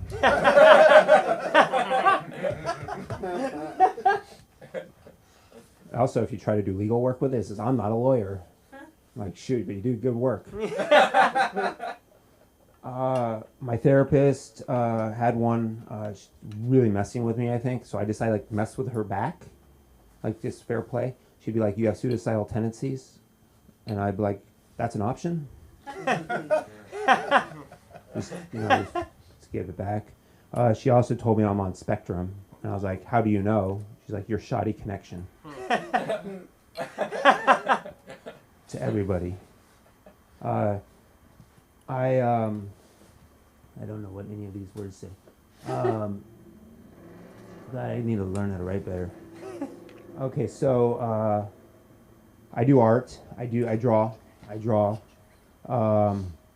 And I don't look at real porn, because I draw it. I'm like, I want a girl with big boobs today. Oh, that's not doing it. Let's erase that. Smaller boobs. Yeah, that'll do it. See, I can draw whatever I want. Any fetish, It's free too. Well, porn in general is free. So I don't know why I'm wasting my time drawing it, but it's good practice to draw the human figure. But I'll tell you, life drawing is really tough, especially at the gym. You're in there, you're like, hey, hold still. And then the guy comes up, he's like, hey, I'm not that small. And you're like, it's called foreshortening. I go to art museums, and I decided that if I can do it, it's not art. You go to a contemporary art museum, and it's this big blue painting. It's just a blue painting, and it's supposed to invoke emotion. And it's depression, because you pay to see it.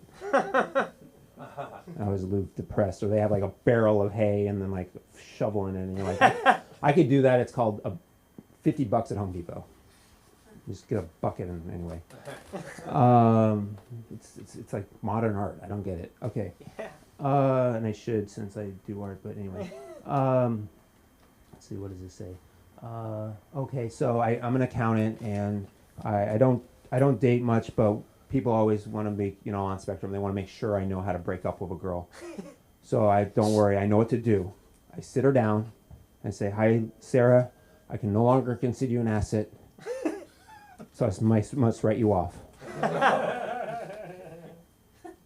And I write her off. You can join the club. Join the club.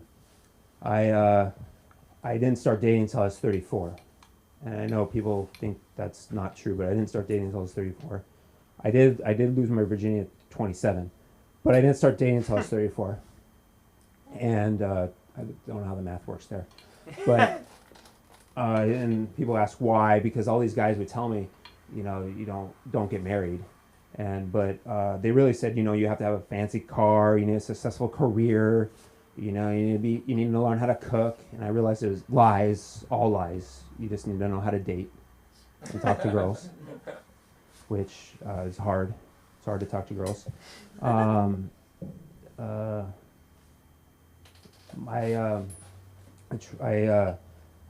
went to the doctor. I'm getting older, so I went to the doctor, and while he had his fingers in my ass, asked me if I have any concerns about my sexual activity, and I said yes. I don't have any, but now I do. And then he charged me a copay. I felt dirty.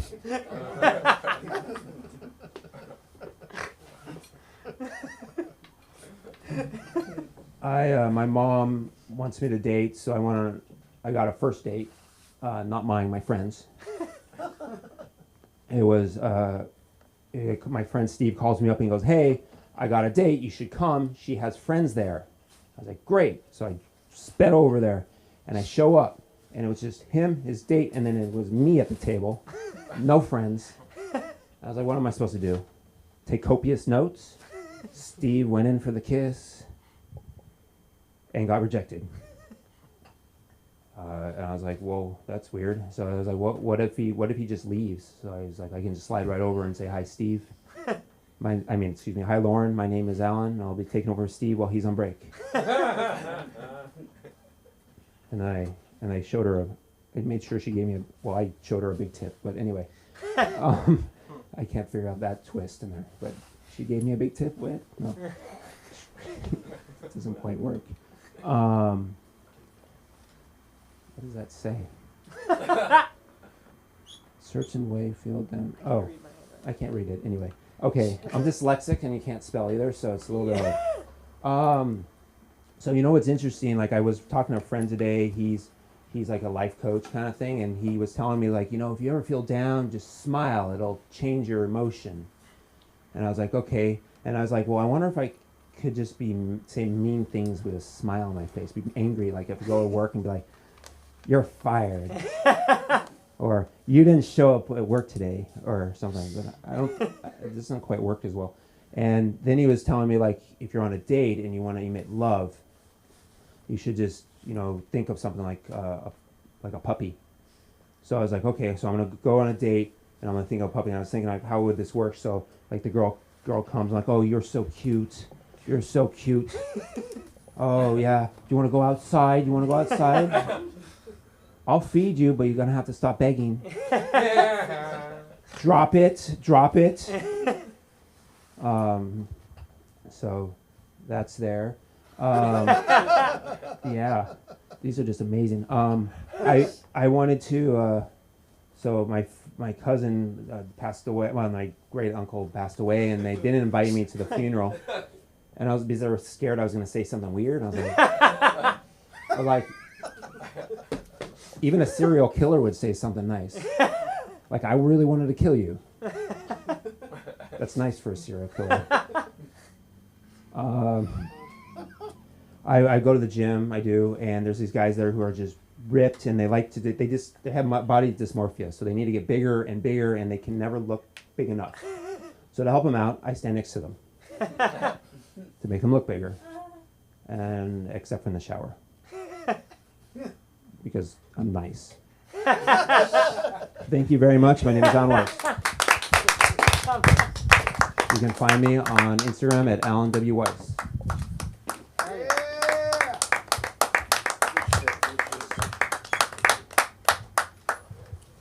Thank you, Alan. Do you do dick drawing commissions? Yeah, sure. Good. But I prefer not to. I'm looking for a giant graffiti dick on my apartment. Okay. Can you do it in the middle of the night and tell no one? Yeah, sure. It'll be the masterpiece. And I will soon touch Alan's masterpiece.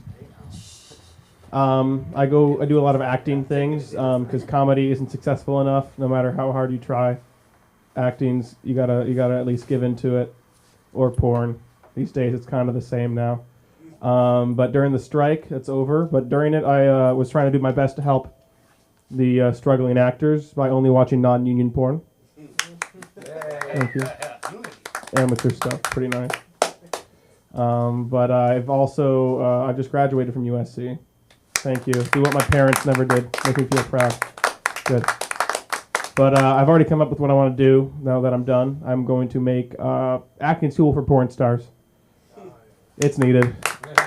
We're all tired of just not, we're just like, ah! And not feeling like you can have those screams, but you need to like believe. It's all about. I'll teach them. It's like you guys can come too if you want. I'm giving out scholarships to those who will have sex with me. It's a very lucrative industry with 0 takers, so it's very beautiful. I've already come up with a name though, the Academy for the Sexual Savants, ASS for short. Mm-hmm. Let's hope it works soon. I'm going to bring up someone whose name is beautiful. Pronounce Eamon? Eamon. Eamon McGrail? Eamon McGrail's coming up. The college dropout. Big Kanye fan? Big Kanye? No. Got this at a yard sale. I'm an actor too. But man, that's why I haven't been here in a while. I did a lot of serious acting. It burned me out. That's why I'm here for comedy, because I'm having post-traumatic stress disorder. Yeah.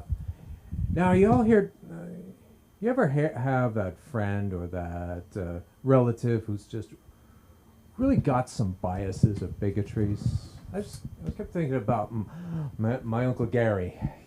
When I was a kid, he always just said such bad things about women, and family was saying, oh, he just hates women so much.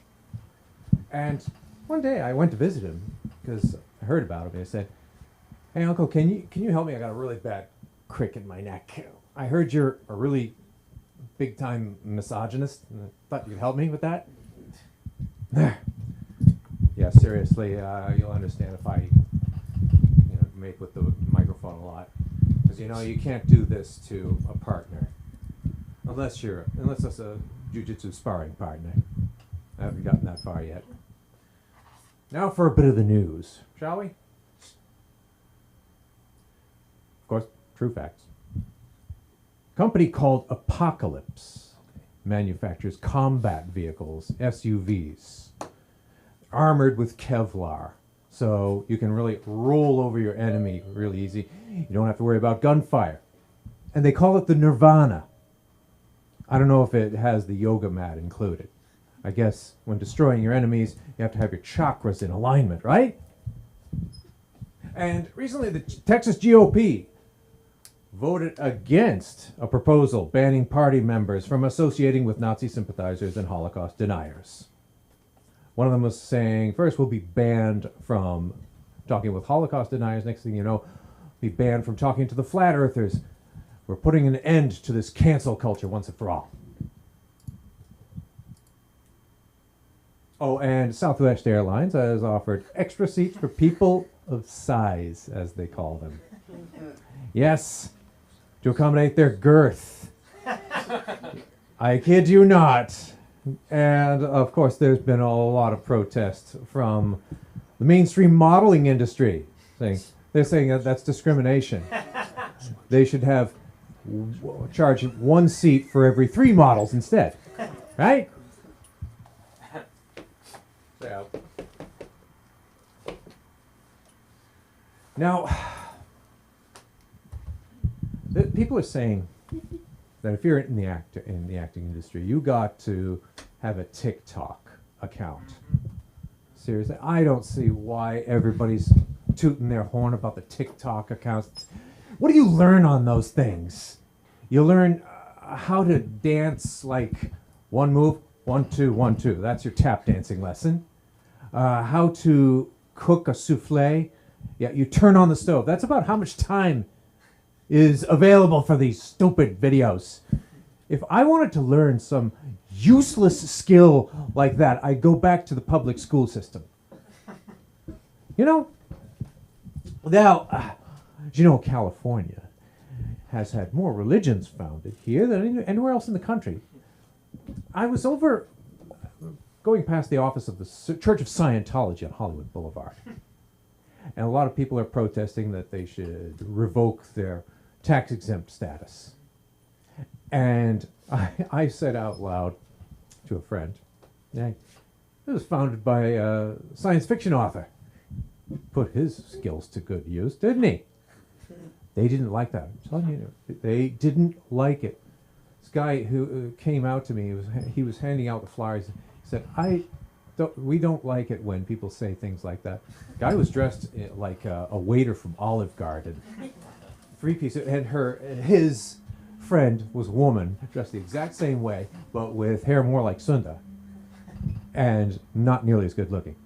He said, that really does slander us, and that interferes with our business. So that confirms one thing. They're not a cult. They're not a cult. They're a corporation. Hey.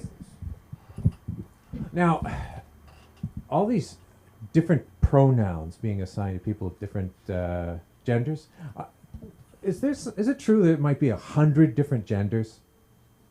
I'm kidding you not. Someone is saying that maybe 100 genders. They haven't even assigned names to them. It's like, why? How do you come up with a name or a pronoun to these different genders? Do they act like the astronomers? There's a name from each star. B612 M31-5. I guess they don't like that because stars are non-binary. Some are binary.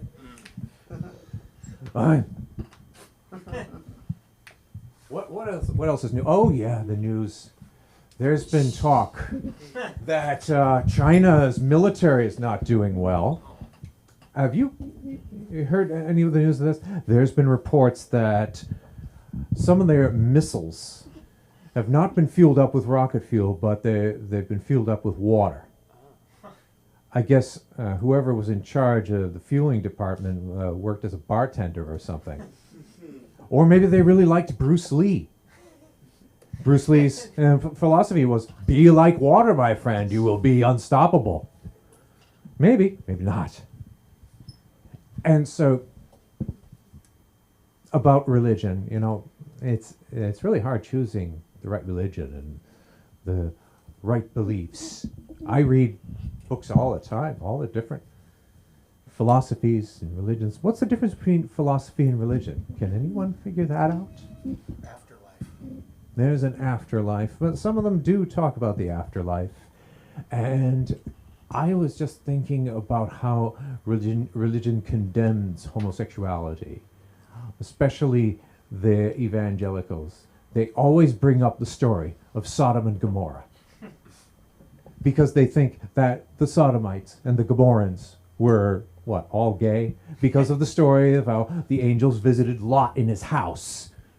And a mob appeared at Lot's house, banging on the door, saying, "Bring out your friends so that we may get to know them." So that's a homosexual innuendo. Are people saying, "Get to know you, asshole"? For all we knew, they were psychiatrists looking to get a psychological profile. Or maybe they were geneticists trying to get a DNA sample. But then again, a lot of these religions are anti-science. So they really couldn't dispute that. How much time do I have on this? We have 2.5 minutes. 2.5 minutes.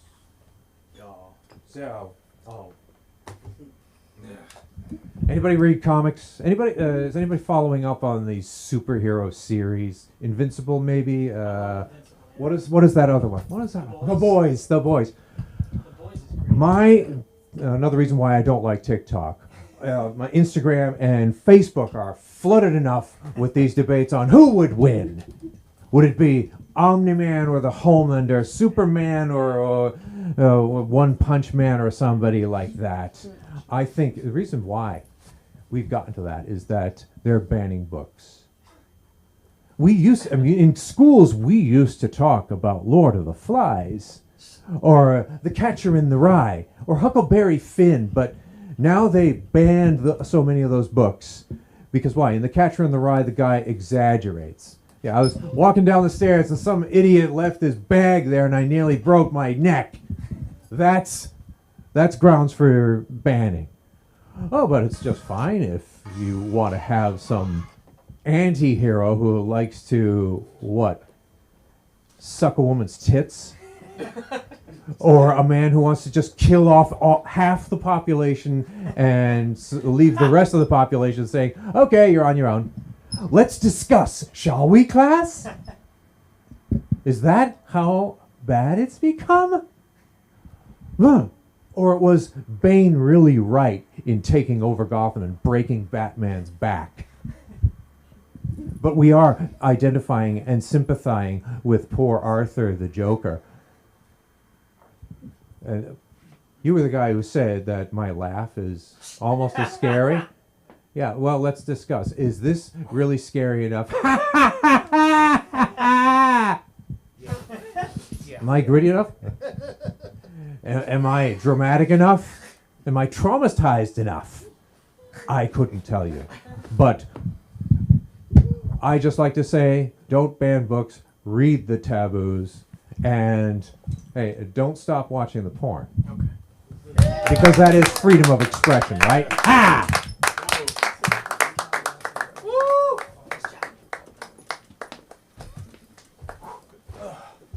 In that time, there's been 3 new genders discovered in the woods in that set. So yeah, people go out there into the. What's the pronouns?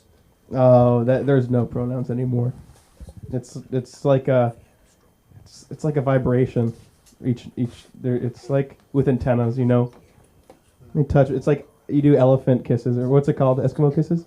You gotta like butterfly. Yeah, you gotta do something like that. That's how you interact now. We're coming to an end now. What do I gotta say? I do shit. Sometimes I do stuff. I work at a Levi's store. Sell jeans. It's the life. Really into denim now. But I'm so into denim that Levi's isn't good enough anymore.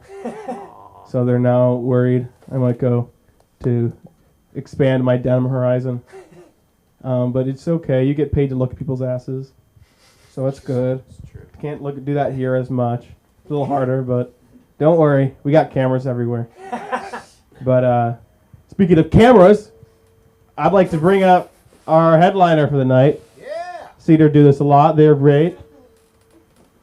Cece, would you like to do some comedy? Let's do it. Yeah, baby. Come on. Headliner. Oh my God, this wig's getting me places. Oh my goodness. No, it's really like a wig day, guys. Like, I put it on and I had to go to Malibu and I got a kombucha. And you know when you're going to Malibu, you know the state that you're in. You guys do that? One bad day, one little cry, and all of a sudden you're like, I need to fucking get out of here. I need to find a different place. And you go 45 minutes to Malibu.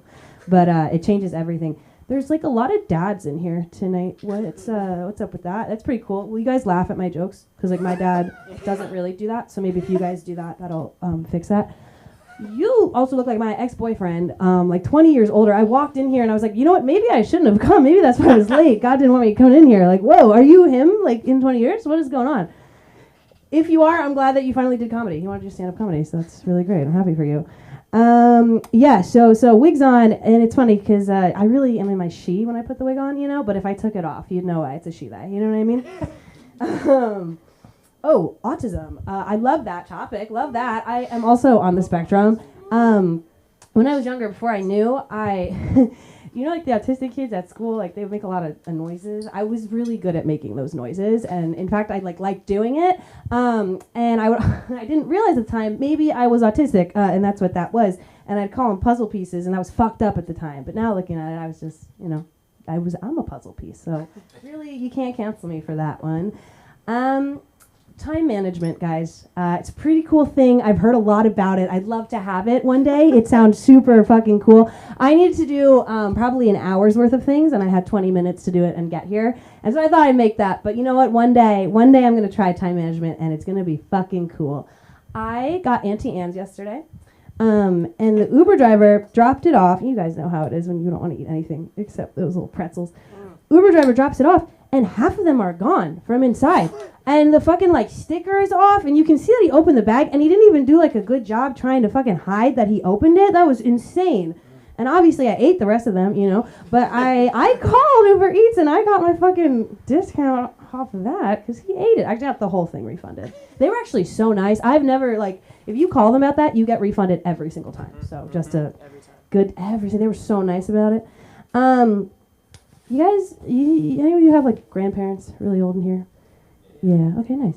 You know when you feel bad that you don't call them, you don't call them that much, and then you call them and you realize, oh, that's actually why I don't call you that much. Yeah, thank you for saying that. I called my grandma and she was like, you shouldn't cake on the makeup, but you should wear more of it. Thank you so much, Grandma. I love you for that one. You should too, actually. Just kidding. So I fall into a place and I have caught feelings for a white rapper. And I don't like saying those words, you know what I mean? Oh my God, in LA, that's crazy. No, and like it went so far that I was trying to like communicate with him through like Mac Miller songs. Yeah, I was just trying to I was like, what song reminds you of Achievement from Mac Miller? And what song reminds you of True Love and then True Despair from Mac Miller? And that was kind of all the communication we fucking had. But the things you do for love, I had a Scientology-themed birthday party, actually, this past week. So that's funny you bring it up. I had to block Scientology because I was a little bit nervous about them finding out about that. And if they asked, it was in support. But if my friends asked, it was not. Great theme, though. I love just doing whatever the fuck for my birthday. I don't know about you guys. You can make people do whatever the fuck you want on your birthday. Any fucking game. Does anyone here play Elephant as a kid? It's where there's an elephant and it's like trunks like that and butterflies come out of it. Yeah, fucking Elephant. I fucking love it. It's meant for 4-year-olds and I made all of my friends play it for like hours on end. It was fucking great. So I didn't realize that people drink and watch movies to distract themselves from things. A little late to that party, and I really like it. I'm kind of getting into it. I don't know why the fuck I'm so late to that though, but that's what my ex used to do. He liked to drink. He liked to watch movies to distract. Now I'm getting into it, so I'm wondering like maybe he's starting to sage. Maybe he's manifesting. Maybe he's writing in his spiritual journal, doing some tarot readings. We just switched up there. Those things that are like kind of, it's sad. It's like very adult, but it's also like very happy. Like things that make you so fucking happy and ready for life. When you finish a pasta jar and you can wash it out and then use that as one of your drinking jars. You guys ever did that? And then you get a big fucking mason jar and it's like the best fucking thing that's ever happened, guys. That made my fucking week. Therapy. Who said it? You said it. Let's go. Have you ever been in therapy and you say something and you're like waiting for a reaction from your therapist and they don't give it to you and you realize like, oh, you don't agree with me. Like you think I'm wrong in this situation. Uh-oh. Could you not though? A few days ago, went to Saddle Ranch. Actually, Ryan was there. There was a big fucking thing of cotton candy that they give you for your birthday, right? And so me and my friends, we had a lot left, and we were thinking, should we give this to a homeless person? Or is that kind of fucked up, because we shouldn't waste this, but it feels like we're giving them almost food, and that feels kind of fucked up. All right, guys, that's all I got. You can find me on Instagram at CECETRZ. Thank you.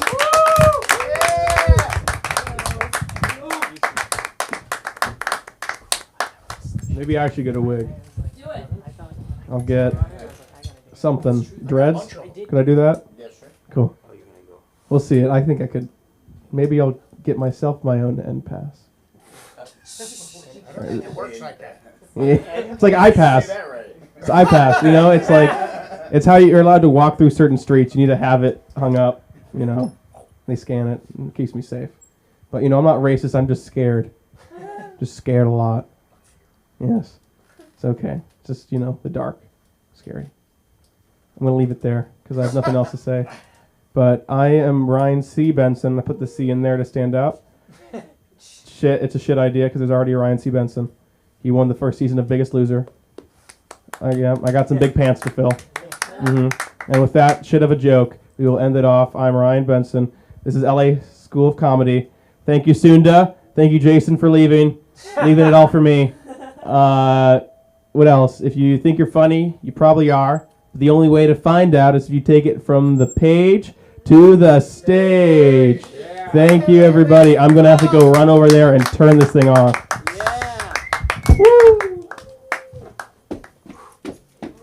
Okay. Press button. Which one? And